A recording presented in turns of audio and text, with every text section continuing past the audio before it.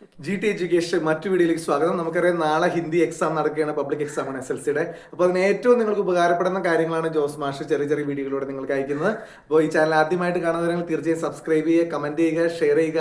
എല്ലാവരും ഹിന്ദി പരീക്ഷയിൽ A+ നേടട്ടെ. അതിനായിട്ട് ജോസ് മാഷിന്റെ ക്ലാസ് ഉപകരിക്കട്ടെ എന്ന് ആശംസിച്ചുകൊണ്ട് നമുക്ക് ക്ലാസ്സിലേക്ക് തുടങ്ങാം. നമസ്കാരം. ഇന്ന് നമ്മൾ പറയുന്നത് പട്ടുകഥയെ പറ്റിയാണ്. നമ്മുടെ ഈ പരീക്ഷയ്ക്ക് സ്വാഭാവികമായിട്ടും നമുക്ക് വരാവുന്ന കുറച്ച് കാര്യങ്ങളാണ് വളരെ ഷോർട്ടായിട്ട് എഴുതി വെച്ചിരിക്കുന്നത്. ഒന്ന് പടുകഥ, രണ്ട് റപ്പട്.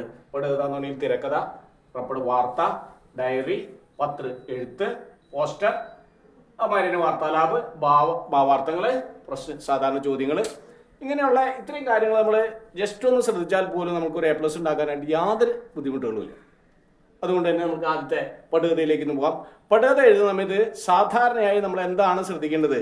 മിനിമം ശ്രദ്ധിക്കേണ്ട കാര്യങ്ങൾ മാത്രമാണ് മാഷ് ഇവിടെ കൊടുക്കുന്നത്. ഒന്ന് ശ്രദ്ധിക്കാം. ആദ്യം ഹെഡിങ് എഴുതും നമ്മൾ. ഇതായിട്ട് എന്താണ് ഈ പടുകഥയുടെ പേര്?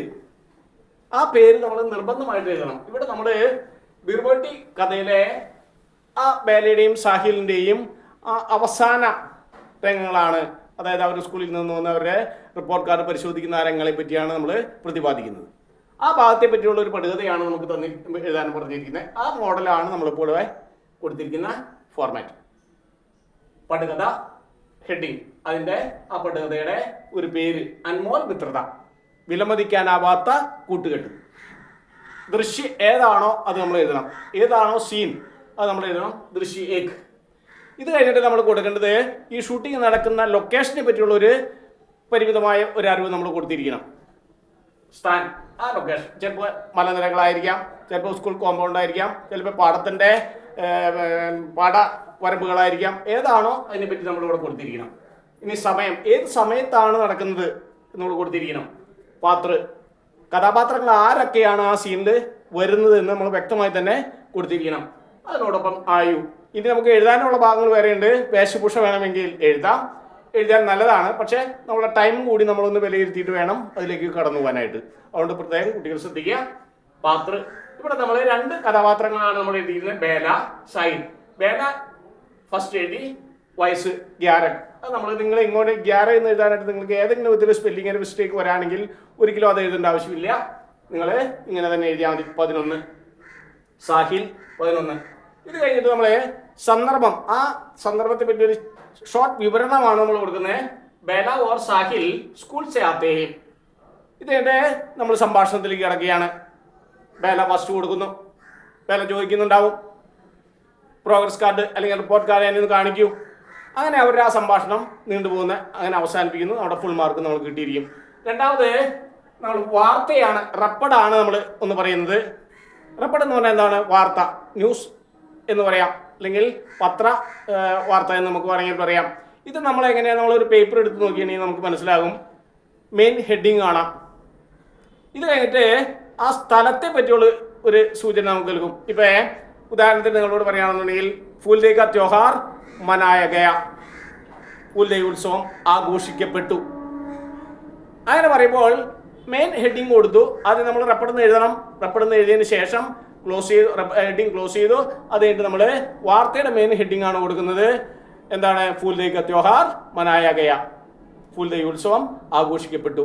ഇത് കഴിഞ്ഞിട്ട് അതിൻ്റെയും ചെറിയൊരു ക്ലോസ് കൊടുത്തു കഴിഞ്ഞിട്ട് നമ്മൾ സ്ഥാൻ, എവിടെയാണ് സ്ഥലം? ഹിമാചൽ പ്രദേശ്. അതിട്ട് 2 ഡോട്ട് ഇട്ടു. എന്നിട്ട് നമ്മൾ തന്നെ ആ വാർത്ത നമ്മൾ വളരെ വലുതാക്കി കൊടുക്കുന്നു. കുട്ടികളുടെ പറഞ്ഞില്ലയോ, ബച്ചോം കാ സബ്സെ ബഡാ ത്യോഹാർ ഫൂൽദേ കാ ജശ്ൻ, അവരുടെ ഉത്സവം വളരെ ഭംഗിയായിട്ട് നടത്തി എന്നുള്ള ആ വാർത്ത നമ്മൾ കൊടുക്കുന്നു. അതിനെപ്പറ്റി നമുക്ക് കുറേ കാര്യങ്ങൾ എഴുതാൻ പറ്റും. പറഞ്ഞില്ലയോ, ഹിമാചൽ അഞ്ചൽ കെ സബ്സെ ബഡാ ത്യോഹാർ കെ ഫൂൽദേ ഏ ബച്ചോം കാ സബ്സെ ബഡാ ത്യോഹാർ കെ. അത് നമുക്ക് വളരെ വിശദമായിട്ട് എഴുതി ലാസ്റ്റ് നമുക്ക് ഇത് അവസാനിപ്പിക്കുന്ന സമയത്ത് നമുക്ക് പറയാൻ പറ്റും. എന്ത് അവസാനം നമ്മൾ എന്താ പറയുക? ഔദ്യോഗിക കാ ചൈന്ദ് ഗീത് കെ സാത്ത്, ഔദ്യോഗികളാണ് ചൈന്ദ് ഗീത് പാടുന്നത് നമുക്ക് ആ പാഠത്തിൽ വ്യക്തമായിട്ട്. അതിനോടൊപ്പം തന്നെ അതിനോടൊപ്പം ഈ ഉത്സവം അവസാനിച്ചു. ഫൂൽദേ കാ ത്യോഹാർ സമാപ്ത് ഹുവ. അങ്ങനെ നമ്മുടെ വാർത്ത വളരെ മനോഹരമായിട്ട് അവസാനിപ്പിക്കും. നമ്മുടെ മാർക്ക് ഫുള്ളായിട്ടും നമുക്ക് കിട്ടും. ഇനി നമുക്ക് ഡയറി ഇന്നലെ ഞാൻ വേറൊരു ക്ലാസ്സിൽ തന്നിട്ടുണ്ട് നിങ്ങൾക്ക്. ഡയറി എഴുതുന്ന സമയത്ത് നമ്മൾ പ്രത്യേകം ശ്രദ്ധിക്കുന്ന ഡയറി നിന്ന് എഴുതണം. അത് കഴിഞ്ഞിട്ട് നിങ്ങൾ ഒരു കാര്യം ചെയ്യുക, കള്ളി 3 വശം വരച്ചു വയ്ക്കുക. 3 വശം വരച്ചു വയ്ക്കാവൂ. അതായത് ഇങ്ങനെ ഡയറി എന്ന് എഴുതിയിട്ട് ഇവിടെ നമ്മളെന്ന് വെച്ചിട്ടുണ്ടെങ്കിൽ 3 വശം ഇവിടെ ക്ലോസ് ചെയ്ത്. കാരണം നമുക്ക് എഴുതി തീർന്നില്ലെങ്കിൽ നമുക്ക് വീണ്ടും അത് മാച്ച് എഴുതുക, അത്രയും ടൈം നമുക്ക് വേസ്റ്റ് ആവും. അത് നമ്മൾ ഒരിക്കലും ചെയ്യരുത്. ഇത് കഴിഞ്ഞിട്ട് കഴിഞ്ഞാൽ ഡയറി എഴുതിയിട്ടെന്ന് വെച്ചിട്ടുണ്ടെങ്കിൽ നമ്മൾ എന്താണ് താരിഖ് ദിൻ അത് ഇടതുവശത്തോ വലതുവശത്തോ എഴുതിയെന്നൊരു കുഴപ്പമൊന്നുമില്ല. 2 സിസ്റ്റം ഉണ്ട്. കാരണം ഇതിന് CBSE-കാരുടെയും മറ്റ് ഫോർമാറ്റ് ആൻഡ് വ്യത്യാസമുണ്ട്. അത് 2 വിധത്തിൽ എഴുതിയത് ഒരു പ്രോബ്ലം ഇല്ല, ഒരിക്കലും നമ്മൾ ഇത് ചെയ്യും. പക്ഷെ നമ്മളത് അവോയ്ഡ് ചെയ്യരുത്, അതെപ്പോഴും ശ്രദ്ധിക്കുക. അപ്പോൾ ഡയറിയുടെ കാര്യങ്ങളെ പറ്റി ഞാൻ മറ്റൊരു വീഡിയോയിൽ കൊടുത്തിട്ടുണ്ട്. രണ്ടാമത് പത്രം എഴുതുന്ന സമയത്ത് നമ്മളിങ്ങനെ തന്നെ എഴുതണം. എന്ന് പത്രം എഴുതിയിട്ട് കള്ളി വരയ്ക്കുക, അടി ക്ലോസ് ചെയ്യരുത്. സ്ഥാൻ താരിഖ് അതും നിങ്ങളോട് ഞാൻ പറഞ്ഞു. 2 വശത്ത് വേണമെങ്കിൽ എഴുതാം, അതായത് ഇടതുവശവും വലതുവശവും നമുക്ക് സ്ഥാൻ താരിഖ് ഇവിടെ വേണമെങ്കിൽ എഴുതാം. സ്ഥാൻ അത് ഇവിടെ എഴുതിയിരുന്നാലും യാതൊരു പ്രോബ്ലം ഇല്ല. അത് കഴിഞ്ഞിട്ട് നമ്മുടേതായ ഫോർമാറ്റ് അനുസരിച്ച്, അതും കഴിഞ്ഞ വീഡിയോയിൽ ഞാൻ കൊടുത്തിട്ടുണ്ട്, ഫോർമാറ്റ് അനുസരിച്ച് നമ്മൾ ചെയ്യുക. ഇത് കഴിഞ്ഞിട്ട് നമ്മൾ പോസ്റ്റർ എഴുതുന്ന സമയത്ത് ഇതൊന്ന് മായ്ക്കേണ്ട ആവശ്യമുണ്ട്. പോസ്റ്റർ എഴുതുന്ന സമയത്ത് നമുക്ക് എന്ത് ചെയ്യാം,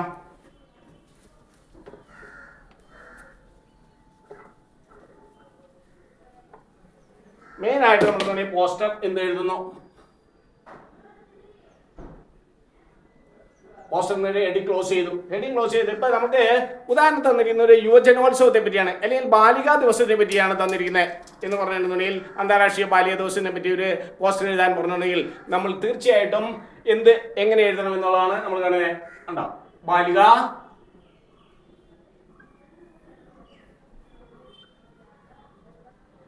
ബാലികാ ദിവസ് സമാരോഹ്. നമുക്ക് എഴുതാനായിട്ടുള്ളൊരു ഇതായി ബാലികാ ദിവസ സമാരോഹം എഴുതുന്ന ഒരു മനോഹരമായ പോസ്റ്റർ തന്നെ നമുക്ക് ഉണ്ടാക്കാൻ പറ്റും. ബാലികാ ദിവസ സമ്മേളനം, സമാരോഹിന്റെ അർത്ഥം വേറെ ഒന്നല്ല, സമ്മേളനം. ഇത് കഴിഞ്ഞിട്ടുണ്ടെങ്കിൽ നമുക്ക് സ്വാഭാവികമായിട്ടും നമുക്ക് വരേണ്ട ഒരു ആശയം നിങ്ങളുടെ മനസ്സിലേക്ക് കടന്നു വരട്ടെ.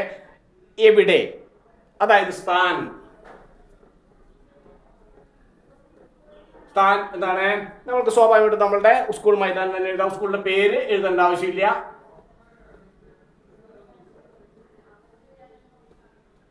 ഈ മൈതാനും മൈതാനും രണ്ടും നമുക്ക് എഴുതാം, ഒരു പ്രോബ്ലം ഇല്ല. മൈതാൻ, സ്കൂൾ മൈതാൻ. അതുപോലെ തന്നെ അത് കഴിഞ്ഞിട്ട് തന്നെ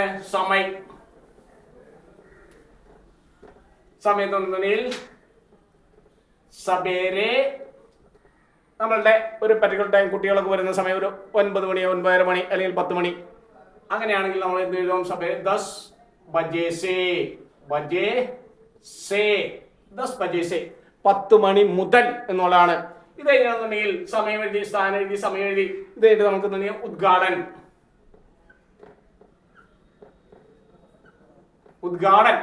എന്ന് പറഞ്ഞാൽ നമുക്ക് സ്വാഭാവികമായിട്ടും നമ്മുടെ നാട്ടിൽ ഒരു മാന്യന്റെ വ്യക്തി ഉണ്ടായിരിക്കും, നമ്മുടെ ഒരു MLA ഒക്കെ ആയിട്ട് നമുക്ക് വേണമെന്നുണ്ടെങ്കിൽ സൂചിപ്പിക്കാം മാനനീയ. അപ്പൊ നമ്മൾ എഴുതേണ്ട മാനനീയ മാനനീയ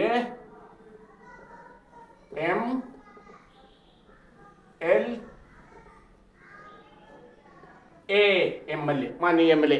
ഇനി നമുക്ക് എന്താ ചെയ്യണമെന്നുണ്ടെങ്കിൽ ഇതിനെപ്പറ്റി നമ്മളൊരു വലിയൊരു പ്രോഗ്രാം നടക്കുന്ന സമയത്ത് എന്താണ് ഇനി അടുത്ത് വരാൻ നമുക്കൊന്ന് ചിന്തിക്കാം. ഒരു പ്രസംഗ മത്സരം നമുക്ക് വേണമെങ്കിൽ വെക്കാം. ഭാഷൺ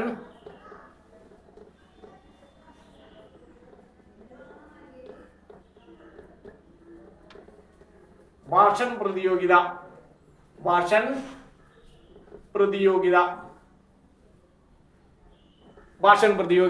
പ്രസംഗ മത്സരം. പ്രതിയോഗിത എന്ന് പറഞ്ഞാൽ മത്സരം എന്നുള്ളതാണ്.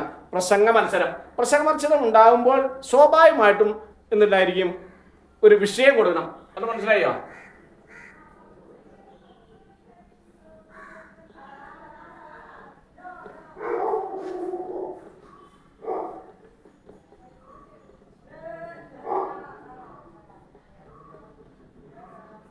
ബാലിക ബാലക് സമാനെ നമ്മൾ വെറുതെ ഒരു വിഷയം കൊടുത്തിരിക്കുന്നതാണ്. നിങ്ങൾക്ക് മനസ്സിലാകാൻ വേണ്ടിയിട്ട് ഞാൻ ഒരു വിഷയം കൊടുത്തത്.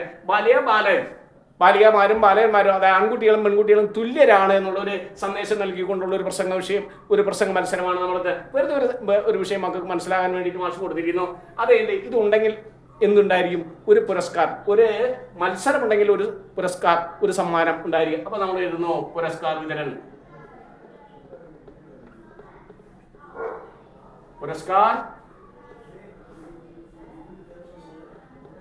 പുരസ്കാർ വിതരൺ പുരസ്കാര വിതരണം എന്ന് പറയുന്നത് സമ്മാനദാനം.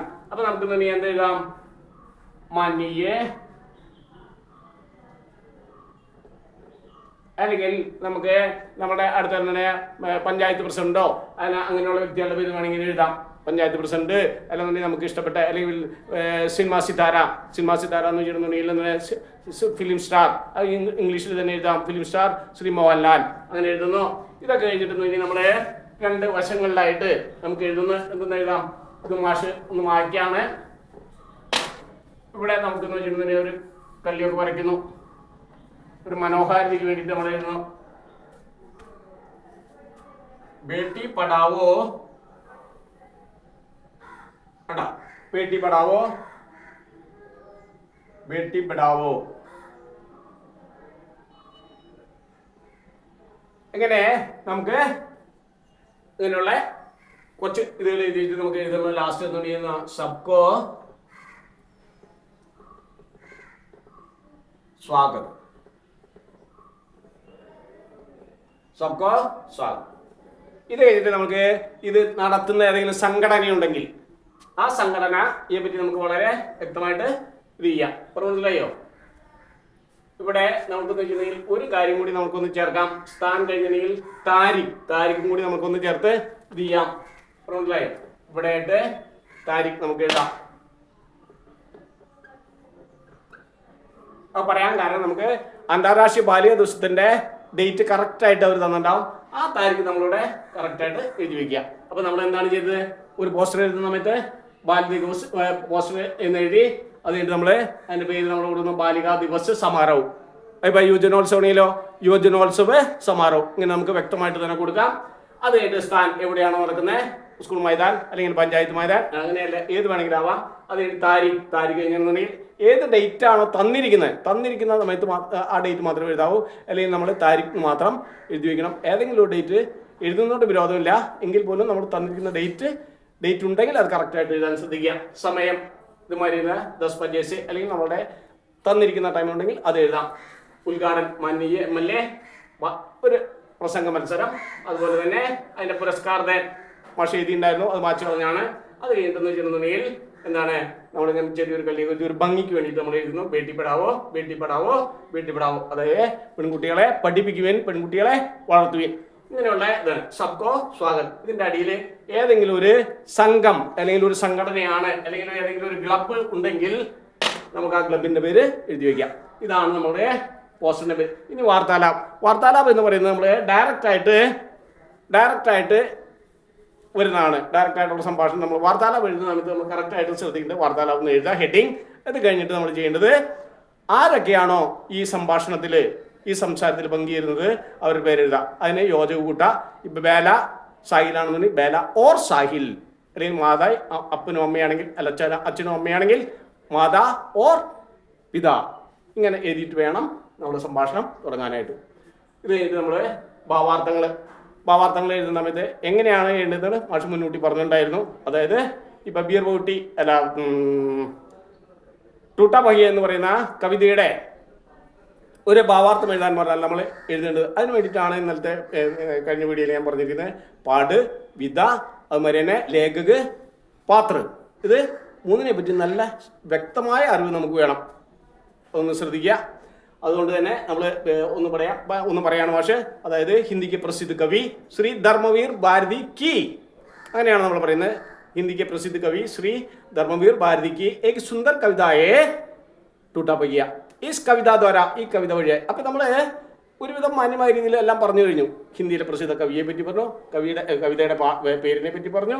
ഇത് കഴിഞ്ഞിട്ട് നമ്മൾ പറയുന്നു ഈസ് കവിത ദ്വാര, ഈ കവിത വഴിയായി മാനവമൂല്യം കെ ബാരമേ, മാനവ മൂല്യങ്ങളെ പറ്റി പറയുന്നു. അങ്ങനെ നമ്മൾ ആ ഭാവാർത്ഥം എഴുതി തുടങ്ങുക. ബാക്കിയുള്ള കുഞ്ഞുമക്കൾ ഏറ്റവും നല്ല രീതിയിൽ ചിന്തിച്ച് എഴുതുക. അവസാനം നമുക്ക് പറയാനുള്ള ചോദ്യങ്ങൾ വരുന്നത് വളരെ ശ്രദ്ധിക്കുക. ചോദ്യങ്ങൾക്ക് അനുസൃതമായി ഇന്നലെ പറഞ്ഞ മാതിരി വളരെ ശ്രദ്ധയോടുകൂടി മാർക്കിന് അടിസ്ഥാനമാക്കി നമ്മൾ ആൻസർ എഴുതാൻ സൂക്ഷിക്കുക. അതുപോലെ തന്നെ മറ്റേ മിലാൻ കരോ, പിരമിഡ്, ഇതെല്ലാം വളരെ ശ്രദ്ധയോടുകൂടി എഴുതുക. എല്ലാ കുഞ്ഞുങ്ങൾക്കും ഏറ്റവും നന്നായിട്ട് പരീക്ഷ എഴുതി നല്ല മാർക്ക് ഉണ്ടാവാനായിട്ട് ദൈവം അനുഗ്രഹിക്കട്ടെ. Okay, by.